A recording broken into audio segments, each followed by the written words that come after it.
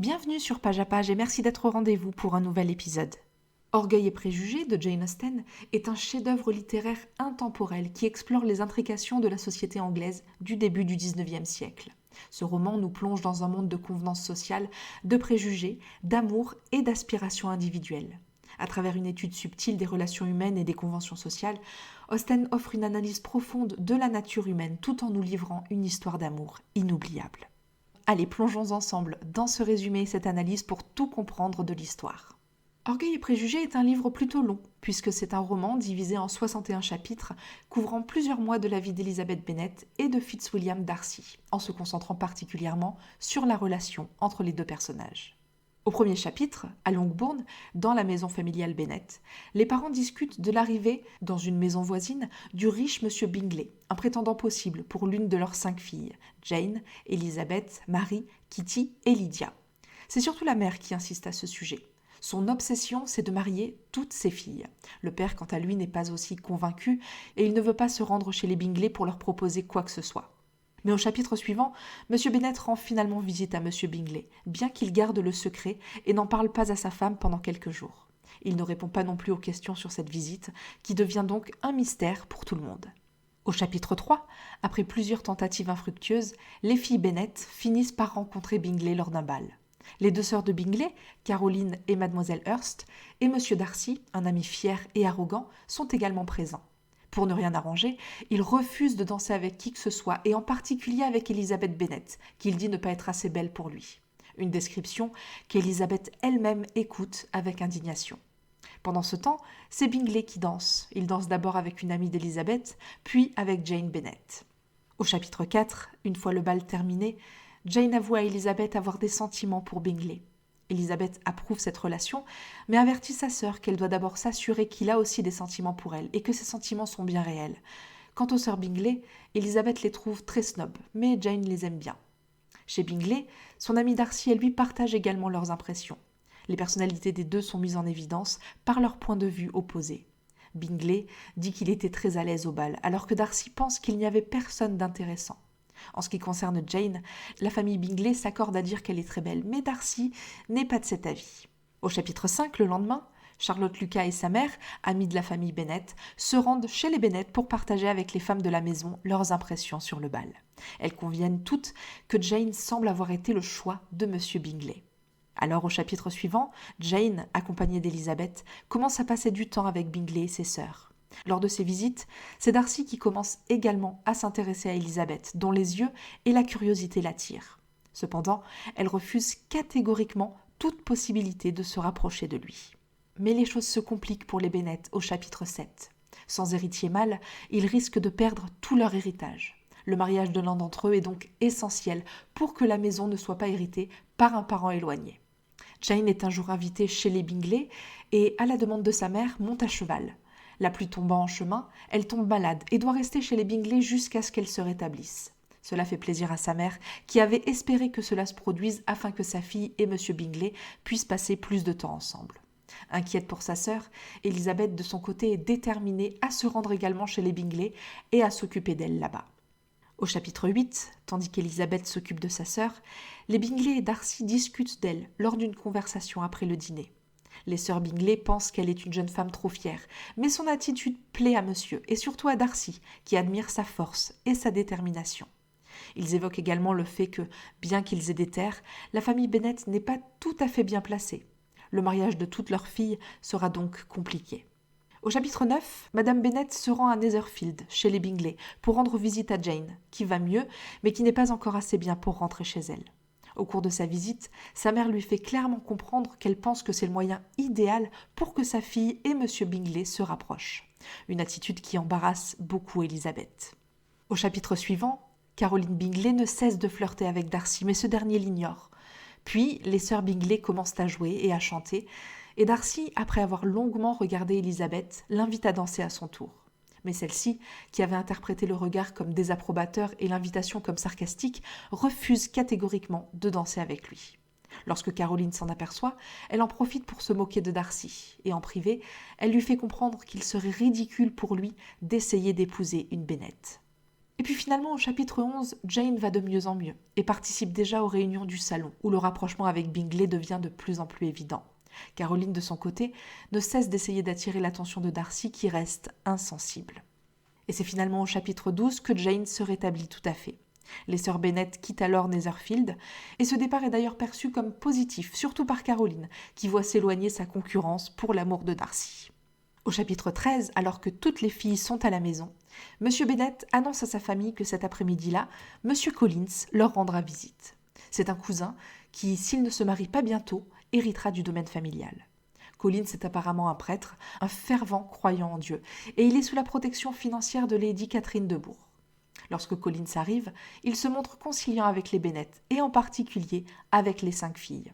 Au chapitre 14, après le dîner, Collins, en réponse aux questions de Madame Bennet, parle de son protecteur avec effusion et de façon un peu guindée.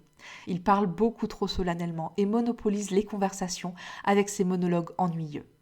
Mais c'est finalement au chapitre suivant que nous en apprenons plus sur les intentions de Collins. Son but, en réalité, c'est d'épouser l'une des filles Bennet afin d'accumuler sa propre richesse et de ne pas dépendre de l'argent de Lady Catherine, sans lequel il serait pauvre.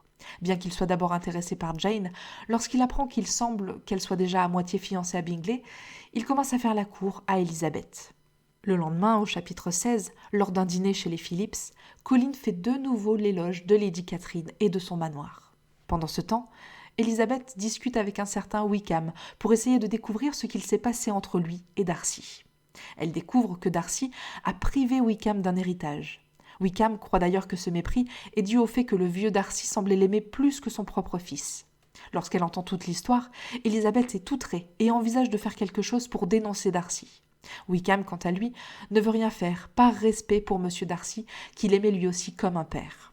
Elizabeth apprend également que Darcy a une sœur, Georgina, qu'il aime tendrement, et avec laquelle Wickham laisse entendre qu'il a eu une liaison. Mais ce qui surprend le plus Elizabeth, c'est d'entendre que Darcy serait le neveu de la célèbre Lady Catherine. Au chapitre 17, les Bingley organisent un nouveau bal et invitent tout le monde. Elizabeth souhaite danser avec Wickham, bien que, devant l'insistance de Collins, elle réserve les 2 premières danses à son cousin. Cependant, lorsqu'elle apprend que Collins envisage de l'épouser, elle commence à agir plus froidement envers lui pour éviter toute avance. Et puis, au chapitre 18, au bal, Darcy l'invite à danser et elle accepte, surprise. Pendant la danse, Elizabeth se moque continuellement de l'attitude de Darcy et laisse entendre qu'elle sait tout par Wickham. Cela exaspère Darcy, bien sûr, même s'il ne le montre pas. Jane, qui connaît l'histoire par sa sœur Elizabeth, raconte à Caroline et Bingley la brouille entre Wickham et Darcy. Il lui demande alors d'avertir Elizabeth que tout cela n'est que mensonge. C'est Wickham qui a maltraité Darcy et non l'inverse. Elizabeth pourtant ne croit rien de tout cela et est convaincue que s'ils défendent Darcy, c'est en raison de leur amitié et non parce que tout ce que Wickham lui a dit est un mensonge. Au bal, Collins se présente également à Darcy après avoir appris qu'il était le neveu de Lady Catherine. Quant à Jane et Bingley, ils sont toujours aussi proches, ce qui plaît à toute la famille, et surtout à la mère, qui ne cesse de parler de fiançailles qu'elle considère déjà comme acquises. Cette attitude embarrasse Elizabeth, qui déteste que sa famille ne se rende pas compte qu'elle n'a pas le même statut social que les autres. Le lendemain, au chapitre 19, Collins demande finalement Elizabeth en mariage. Il fait cette proposition plus comme un arrangement commercial pour le bien de l'héritage, et Elizabeth refuse de se marier pour toute autre raison que l'amour. Mais Collins n'accepte pas son refus. Au chapitre 20, lorsque Madame Bennet apprend qu'Elizabeth a refusé d'épouser Collins, elle demande à son mari de faire changer d'avis sa fille et de la forcer à se marier si nécessaire. M. Bennet refuse de le faire car il ne croit pas que Collins soit un bon prétendant pour Elizabeth. Mais sa femme insiste et heureusement, après les refus incessants d'Elizabeth, Collins finit enfin par se faire une raison. Alors, après le rejet d'Elizabeth, c'est finalement à Charlotte que Collins s'intéresse au chapitre 21. Les sœurs Bennet viennent rendre visite à leur oncle et à leur tante à Meryton, et Elizabeth rencontre à nouveau Wickham. À leur retour, ils ont une surprise tragique. Dans une lettre à Jane, Caroline explique que toute la famille Bingley est partie pour Londres pour 6 mois. Le but de ce voyage est de célébrer le mariage de Bingley avec Georgina Darcy. Jane est dévastée par la nouvelle, mais Elizabeth tente de la consoler en lui disant qu'il s'agit d'une ruse de Caroline pour empêcher Bingley, même s'il aime Jane, d'épouser une personne d'un statut social inférieur. Elle lui promet cependant qu'il finira par revenir. Au chapitre 22, la relation entre Collins et Charlotte se précise. Collins finit d'ailleurs par lui demander sa main. Elle accepte et ses parents approuvent le mariage. Collins quitte alors Longbourn sans en informer les Bennet, bien qu'il laisse entendre qu'il n'ira pas loin. Ce n'est que plus tard que Charlotte annonce la nouvelle à Elizabeth, qui est surprise, mais s'efforce de ne pas le laisser paraître. La décision de Charlotte ne plaît pas à cette dernière, qui voit dans ses fiançailles un acte purement matérialiste. Au chapitre 23, lorsque toute la famille Bennet finit par découvrir l'existence des fiançailles de Collins et Charlotte, Madame Bennet est en colère contre Elizabeth pour avoir elle-même refusé une si bonne affaire. Elizabeth s'en moque car elle sait qu'il s'agit d'un mariage vide de sens et qu'elle ne voudrait pas en faire partie. Son manque d'intérêt pour cette relation refroidit d'ailleurs son amitié avec Charlotte. Quant à Jane, elle subit tristement l'absence de correspondance de la part des Bingley. C'est au chapitre 24, pourtant, qu'elle reçoit une nouvelle lettre de Caroline, dans laquelle elle se vante une fois de plus que le mariage entre son frère et Miss Darcy aura bientôt lieu.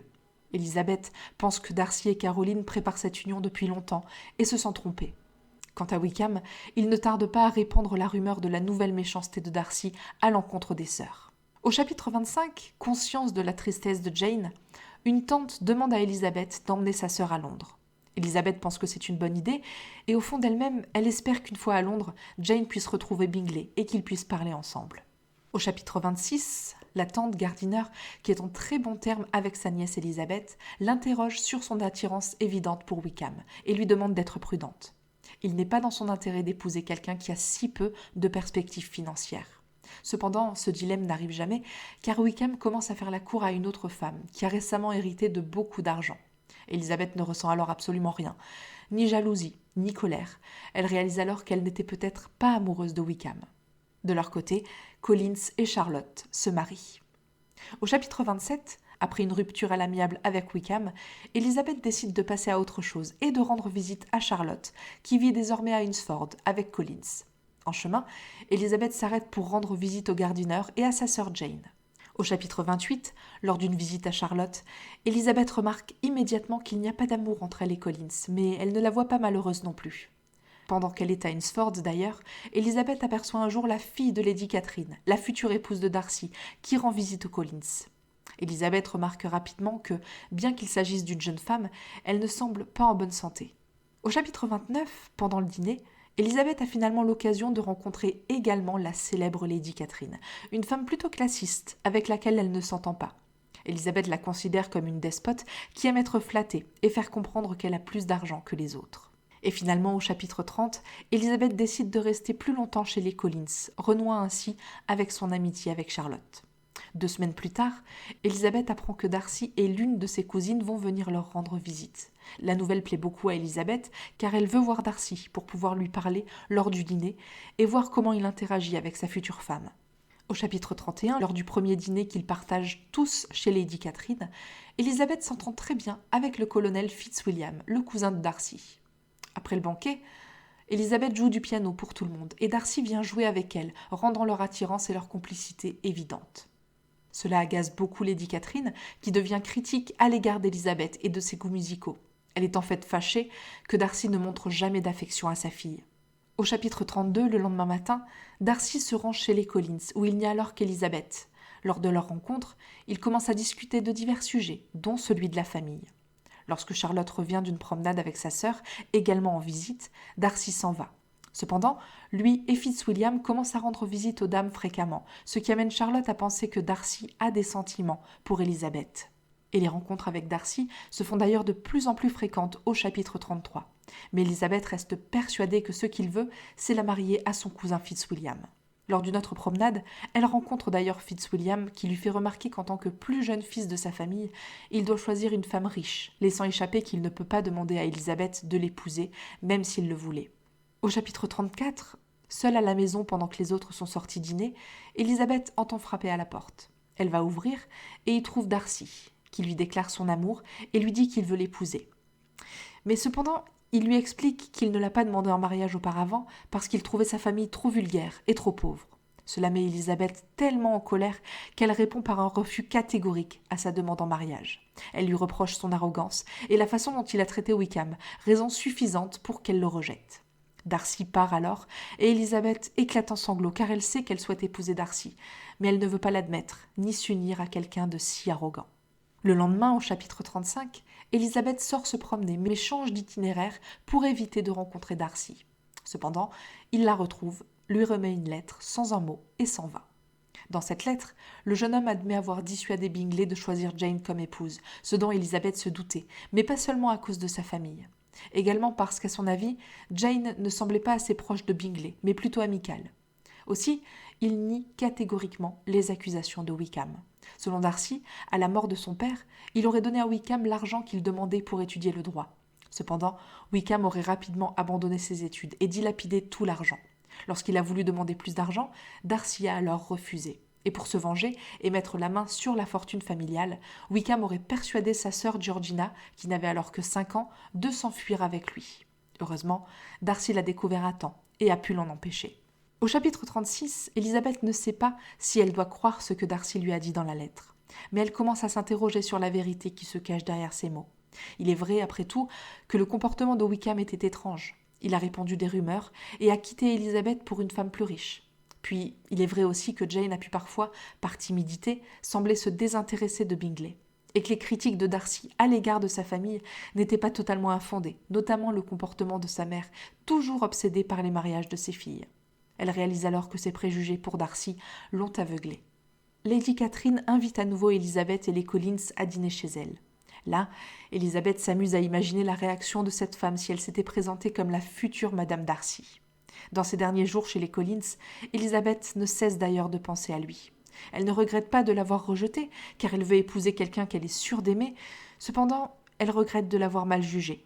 Et puis, au chapitre 38, sur le chemin du retour vers la maison de ses parents, Elizabeth s'arrête chez sa tante Gardiner pour récupérer sa sœur. Bien qu'Elizabeth veuille tout dire à Jane, elle préfère attendre un peu avant de le faire. Au chapitre 39, de retour à la maison familiale, Elizabeth et Jane sont accueillies par leurs 2 sœurs, Kitty et Lydia.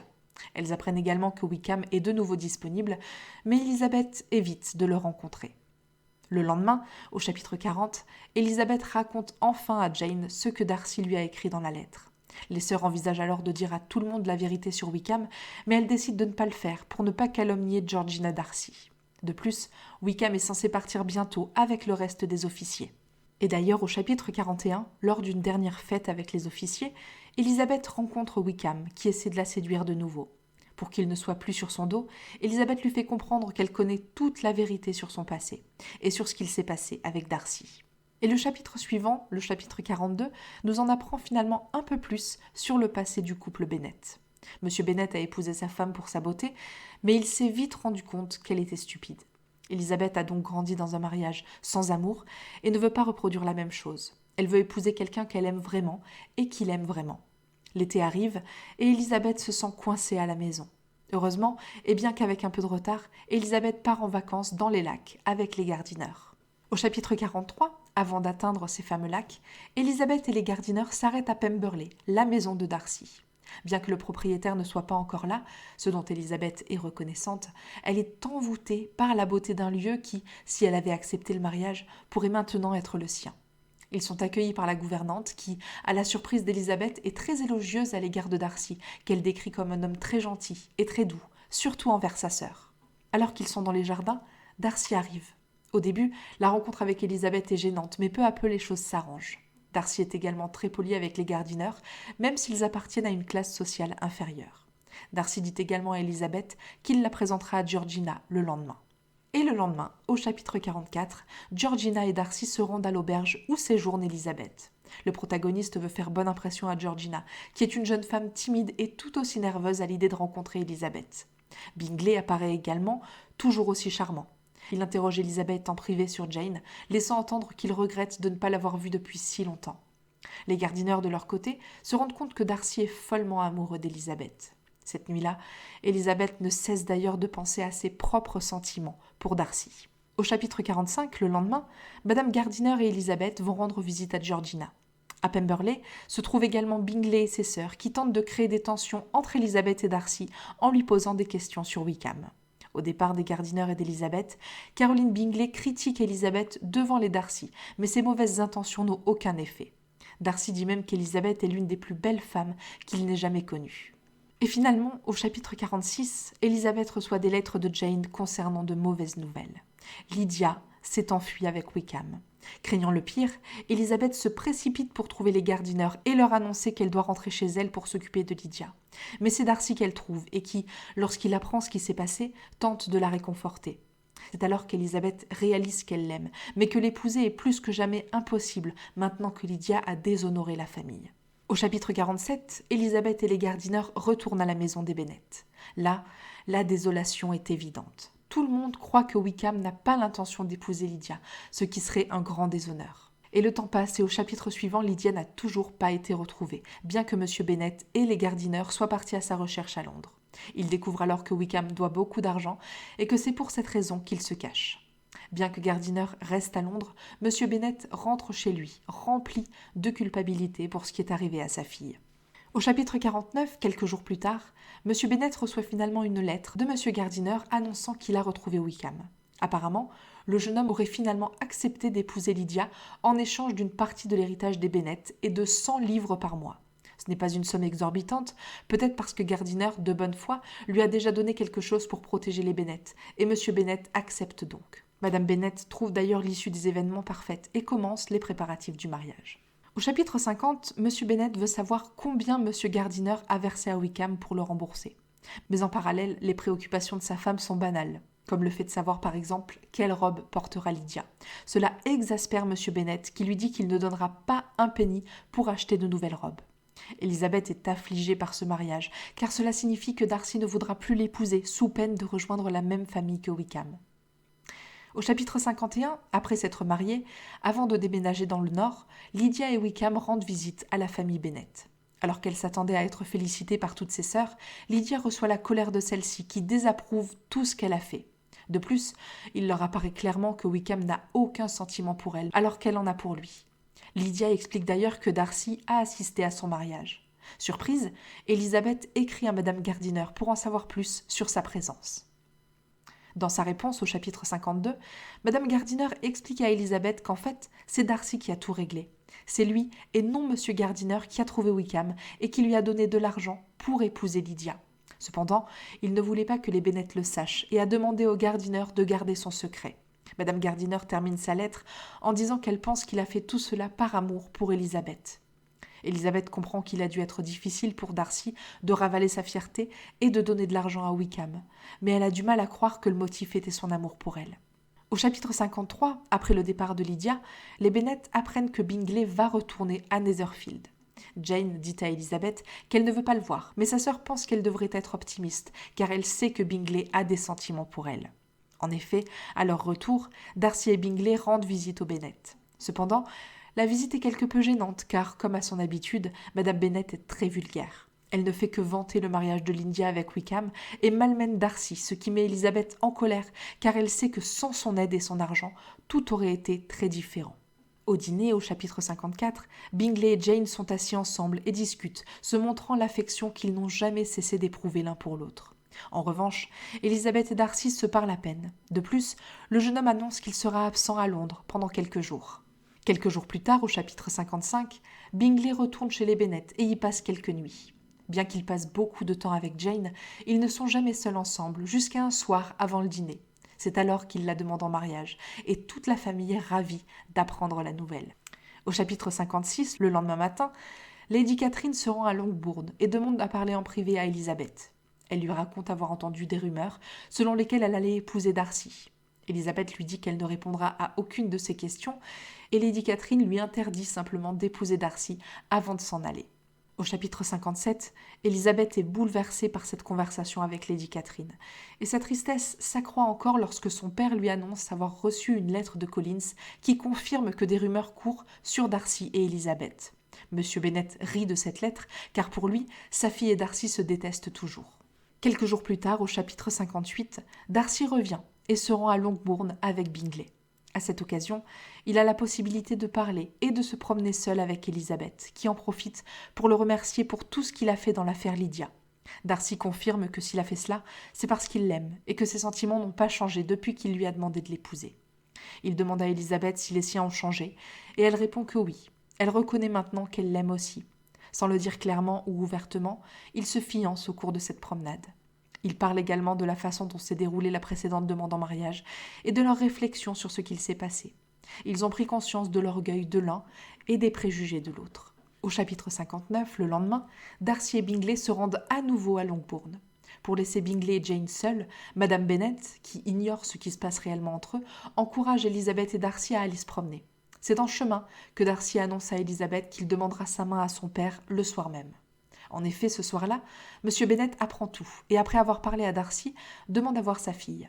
Il explique qu'il est surpris car il pensait qu'Elizabeth détestait Darcy. Cependant, elle lui explique que ce n'est plus le cas et qu'ils s'aiment. M. Bennet approuve alors le mariage.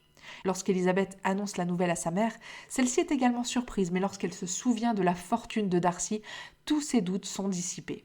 À partir de ce moment, elle cesse également de traiter Darcy avec dédain. Et au chapitre 60, la nouvelle des fiançailles commence à se répandre. Darcy écrit à Lady Catherine pour lui annoncer la nouvelle, qui ne le prend manifestement pas très bien. Pendant ce temps, Elizabeth écrit aux Gardiner, qui répondent avec joie à des fiançailles qu'ils ont vues si clairement. Et ainsi arrive le 61e et dernier chapitre du roman. Après avoir marié 3 de ses filles, Madame Bennet est très heureuse. Elizabeth vit avec Darcy et Georgina, avec qui elle s'entend très bien, à Pemberley, où son père lui rend souvent visite. Bingley et Jane quittent également Netherfield pour s'éloigner de la famille Bennet. De son côté, Lydia écrit parfois à ses sœurs pour leur demander un peu d'argent, ce qu'elles acceptent.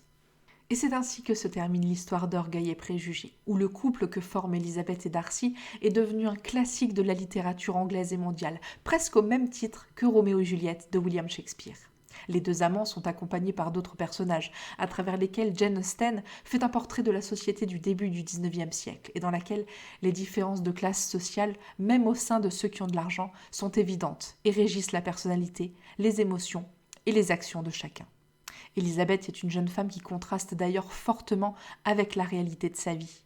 En tant que femme en âge de se marier, tout le monde s'attend à ce qu'elle soit complaisante et obsédée par les hommes, mais elle fait preuve de caractère et d'une attitude critique à l'égard du système. Darcy, de son côté, est un jeune homme riche, hautain et au début plutôt grossier. Cependant, au fur et à mesure que le roman progresse et qu'il commence à nouer une relation avec Elisabeth, il fait preuve d'une grande sensibilité et d'un sens aigu de la justice. C'est ce qui le pousse à aider en priorité les Bennet, malgré leur classe sociale. Il illustre ainsi la façon dont la non-division par classe et le contact entre des personnes de statuts différents peuvent accroître la tolérance, le respect et la communication. Jane Bennet, de son côté, est la sœur aînée d'Elizabeth et sa grande confidente. Elles sont dans une situation similaire en termes d'amour et de désir de se marier, en dehors des conventions. Cependant, Jane est beaucoup plus innocente et accepte le rôle qu'on lui a donné. Elle a la chance de tomber amoureuse dès le premier instant. Le fait que ce soit réciproque, mais que son mariage soit impossible pour des raisons économiques, lui cause beaucoup de peine, d'autant plus que les femmes qui devraient être ses belles-sœurs la traitent mal parce qu'elle n'est pas assez riche. Bingley, pourtant, est gentil et innocent. Dans une certaine mesure, il pense qu'il suffit d'aimer sa femme. Cela le rend très manipulable par sa sœur, mais aussi par les conseils de Darcy. En ce sens, il n'évolue d'ailleurs pas beaucoup. Nous ne voyons une certaine évolution qu'à la fin, lorsqu'il épouse Jane malgré tout, mais aussi dans une certaine mesure parce que Darcy le lui permet. La mère des Bennet, quant à elle, est obsédée par le mariage de ses filles et l'argent de ses futurs gendres. Cela conduit à une attitude quelque peu vulgaire, frivole et très excentrique qui embarrasse beaucoup Elisabeth. Alors que M. Bennet est à l'opposé de sa femme. Il souhaite manifestement que ses filles se marient et ne le déshonore pas, mais ne montre aucun intérêt pour le sujet. Cette attitude et cette absence de reproches et d'opinion sur ce que fait sa femme inquiètent Elisabeth, bien qu'elle comprenne à quel point un tel mariage doit être éprouvant. Pour ce qui est de l'analyse des thèmes abordés dans le roman, les deux principaux d'entre eux sont listés dès le titre, orgueil et préjugés. L'orgueil est une barrière constante par laquelle les personnages ne voient pas la réalité et ne sont guidés que par leurs propres convictions. Darcy, par exemple, entrave son amour avec Elisabeth à cause de son orgueil d'homme riche. Et Elisabeth met les mêmes obstacles à cause de son orgueil de femme qui ne veut pas tomber dans les conventions sociales. À la fin du roman, les deux personnages cèdent mutuellement à se débarrasser de cet orgueil. Cependant, la vision de l'auteur semble quelque peu pessimiste en ce sens, car le reste des personnages, également orgueilleux, ne change pas. Mais les préjugés jouent également un rôle fondamental dans l'œuvre. C'est précisément le préjugé de classe qui est au centre de la pièce. Austen réfléchit ainsi à la façon dont chacun pense savoir ce que sont les autres, simplement en raison de l'argent ou de la terre qu'ils possèdent. Nous retrouvons également ici le thème de la famille, qui réunit les personnages mais peut aussi constituer une entrave. Élisabeth, par exemple, ne peut se désengager du fait que sa famille est pauvre par rapport à une autre, comme celle de Darcy, mais elle ne peut pas non plus se désengager de l'attitude de sa mère et de la façon dont elle est perçue par les autres. Enfin, à travers son roman, Jane Austen fait un plaidoyer fervent, quoique à peine voilé, en faveur de l'égalité des sexes et de la situation des femmes au XIXe siècle. Sa position contre les mariages de complaisance, qui obligeaient les femmes à se marier uniquement et exclusivement pour les avantages que le mariage procurait à son futur mari et à son père, est particulièrement claire. Il y avait donc l'idée que les femmes étaient une sorte de monnaie d'échange, et que leur attitude devait être complaisante et toujours discrète, sans qu'elles aient leur mot à dire dans leurs propres affaires. À l'opposé de cette idée, Austen introduit un personnage comme Élisabeth, un personnage fort et indépendant. Et d'une certaine manière, ce personnage est le reflet de l'auteure elle-même, qui ne s'est jamais mariée, a vécu de ses romans et a toujours conseillé ses amis de ne se marier que par amour. Souvent, les romans qui parlent de classe sociale évaluent les différences entre la noblesse ou l'aristocratie et ce que l'on appelle le peuple. Austen, quant à elle, soutient que ces différences, bien qu'elles puissent sembler subtiles, existent également au sein de chaque classe. Par exemple, au sein de la noblesse, il existe des niveaux qui marquent les relations entre les familles. Cependant, l'auteur ne réfléchit pas directement à la question de savoir si ces classes devraient être éliminées. Elle n'adopte pas une position abolitionniste en ce sens, mais elle semble penser qu'il est injuste que les préjugés de classe soient utilisés pour définir les gens. Elle s'oppose également à la création de relations de pouvoir qui conduisent à un traitement humain inégal et indigne. Et c'est tout pour cet épisode dédié à Orgueil et préjugés de Jane Austen. Merci beaucoup de l'avoir suivi. Pour aller un peu plus loin ou acquérir le livre, vous trouverez ci-dessous dans la description tous les liens associés. N'hésitez pas également à noter notre programme avec la note maximale et à nous suivre pour ne rien rater de nos futurs contenus, toujours sur tonlivre.fr. Merci et à très bientôt avec un nouveau livre.